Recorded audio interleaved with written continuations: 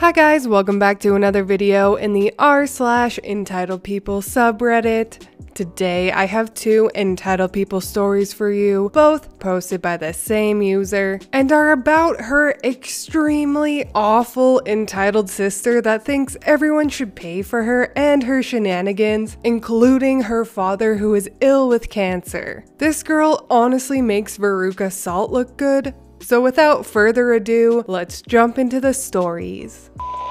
An Entitled Life, Kelli Stories. My younger sister lives an entitled life and expects me to pay for it. My sister Kelli feels that I owe her, and this story is one of the last times she tried it. This happened quite a while ago, but it still makes me mad. My sister is horrible with money. She has no savings and horrible credit. She was in her 20s and still couldn't get a car loan by herself, not without a sizable deposit and a co-signer. So she convinced my dad to be her co-signer on a crappy car to get her to work. Our dad lived in another state and really just wanted to help her. She is very excited to get her car and show off a car that many 16-year-olds wouldn't even want. It was a beater car that she overpaid for, and the interest rate was 28%. I'm not kidding. About 5 months later, the entire electrical system on the car shuts down.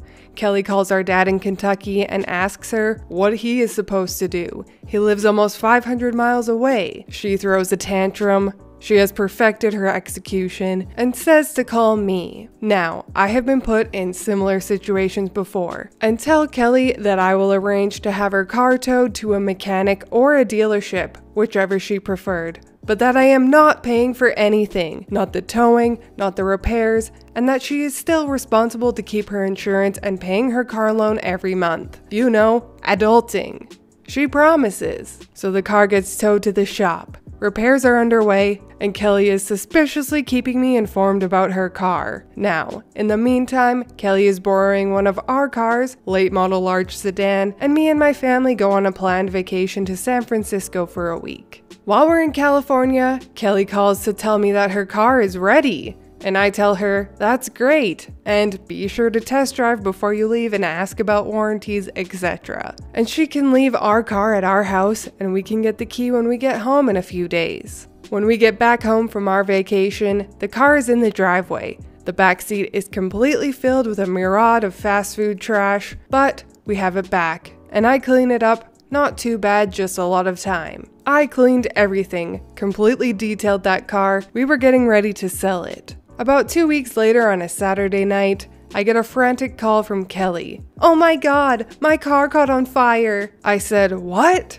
She screams at me, "My effing car is on fire." I asked her if she called 911 and she screams, "Yes, the fire department is here now." I tell her it sounds like everything is under control and I will talk to her in the morning. It was after 1 a.m. The following morning we wake to find our car is missing. I called Kelli and asked about it, and she said she needed the car more than we do, and she made a friend drive her over to pick up her car. I informed her that in no way was that her car, and until insurance arranges a rental car for her, she can still borrow our car. I know, I have doormat printed on my face. Almost 2 weeks later and I still don't have my car back, and more troubling is that I haven't heard from Kelli for several days. When on the following Monday, my phone starts to ring. I'm getting calls from her landlord, her job, and the loan company. Let's start with her job. Kelli worked at a restaurant, and the prior Friday night, she never took deposits to the bank. She left with a few $1,000s, and I was her emergency contact for work. Now, on to the landlord. Kelli rented a room in a very nice home in a very nice neighborhood for an unbelievable price. He was calling because she left a note on her door that she was leaving town for a while. She hadn't paid rent in over 2 months, left the burned shell of a car in front of his house, and in the 6 months she lived there, never once took her trash out. Finally, the loan company. They were calling because, you guessed it, she was behind on her payments. I had no idea where she would go. I didn't really know any of her friends. I called Dad in Kentucky. Guess who answered the phone? I was livid. I wanted my car back now, or I would be calling the police. She starts crying and carrying on until Dad took the phone. He begged me to give her a week to straighten everything out before I did anything. After a week, Dad calls and asks for another week. telling me Kelli is looking for a job and trying to turn her life around. Side note about our dad, he was battling cancer. Also, a few years earlier, we lost our mother to cancer. And our older brother died in a car accident a few months earlier. So,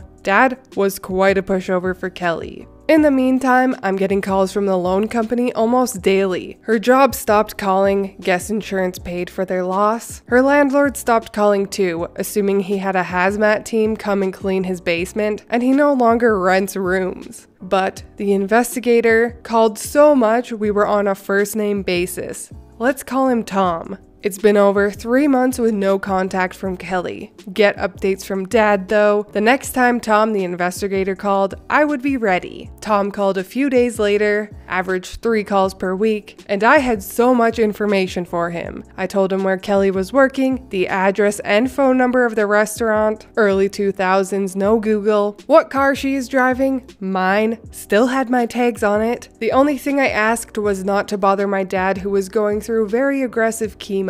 Tom was shocked and said he never had a family member offer this much info ever. I laughed and told him he hasn't lived with my sister and her dumpster fire lifestyle. The aftermath. Kelli lost her job. New restaurant wouldn't tolerate her shenanigans and didn't appreciate the police coming in to talk to them. She blew through literally all of the money she stole and had to hide from new people. As for my car, well, we made a trip to see my dad and get the car back, but once we saw it, we were pissed. The windshield, rear door window, and one of the side mirrors was hanging by the electrical cord. So much garbage in the entire car. Apparently, she lived in the car for a week. We signed the car over to her before we left. Dad told me it would be the last time he asked me to help Kelli out. Kelli just smirked like she had won the lottery. Before we left, we made sure to call our insurance carrier and remove the car from our coverage. We drove home, mad, but feeling like a 130-pound weight had been cut from our necks.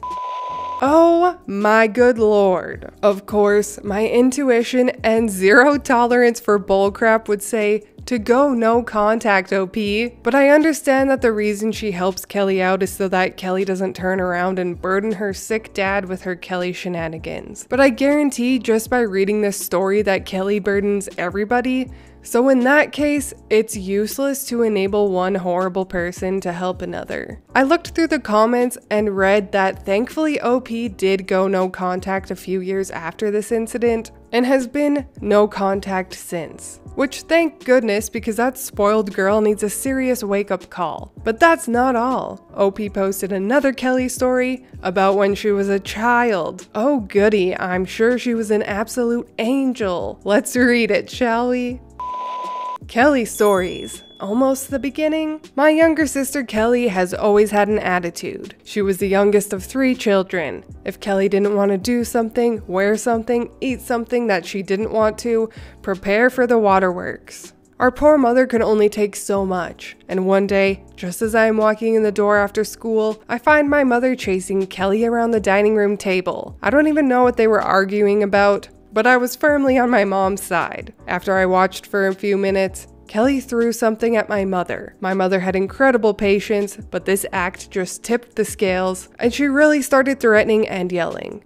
But Kelli just ignored her as usual. In a moment of utter exhaustion, my mother slammed her drinking cup on the table. It was one of those hard plastic tumblers, and it broke, sending a few shards of plastic flying. Of course, one of the shards hit Kelli in the head. I know head wounds can bleed profusely, but this one just kind of oozed. My mother and grandmother tried for what felt like forever, mostly because Kelli screamed like a banshee, to get the bleeding to stop. Finally, Mom said they should just go to the emergency room. Kelli almost immediately stopped crying because she was getting even more attention. Grandma wasn't sure if 1, they needed to go to the ER, and 2, they might report this as abuse. Never know what Kelli might say. My mother said, well, if they report me, I'll just have to live with that. And, Kelli, that means they will take you away. Kelli smiled and said, well, maybe my new family will take me to McDonald's when I want to go. And off they went, both returning about 2 hours later with no McDonald's and Kelli with one single stitch in her head. Turns out, before I walked in, Kelli demanded to go to McDonald's and my mom told her she didn't have enough money for everyone, and Kelli dumped her entire purse out searching for cash. Gutsy move for an 8-year-old. My older brother, Kyle, and I often joke with each other that mom was probably mad that they made her bring Kelli home from the hospital that day. Ah yes, just as I assumed. Kelli was an absolute angel from hell. I love how the mom was low-key hoping Kelli would get taken away, like, oh no, they might report me for abuse and Kelli will go to a new family. Oh shoot, guess I'll have to live with that. But I do not blame her one bit. At least it seems like she got 2 kids that aren't awful, so that's good. I really hope OP posts more Kelli stories because I am loving them. But anyways, that is all from me today. I hope you enjoyed those 2 awful Kelli stories. If you did, please leave a like and subscribe. I truly appreciate when you do, and I will see you in the next Reddit stories. Bye!